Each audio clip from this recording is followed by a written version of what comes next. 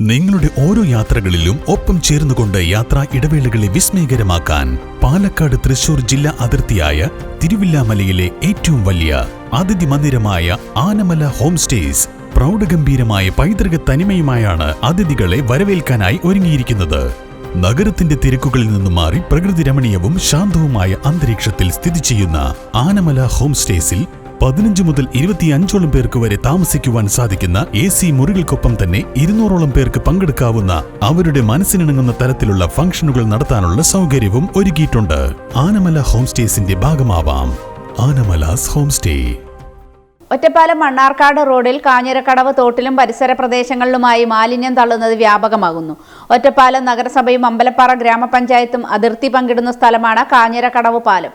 കാഞ്ഞിരക്കടവ് തോട്ടിൽ ദിനംപ്രതി രാത്രികാലങ്ങളിൽ മാലിന്യങ്ങൾ വലിച്ചെറിയുന്നത് നിത്യസംഭവമാണ്.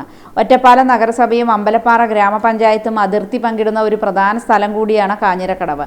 പാലത്തിന് മുകളിൽ നിന്നുമാണ് അജ്ഞാതർ മാലിന്യം തോട്ടിലേക്ക് തള്ളുന്നത്. ഈ തോട്ടിൽ നിന്നുള്ള വെള്ളമാണ് ഭാരതപ്പുഴയിൽ എത്തുന്നത്.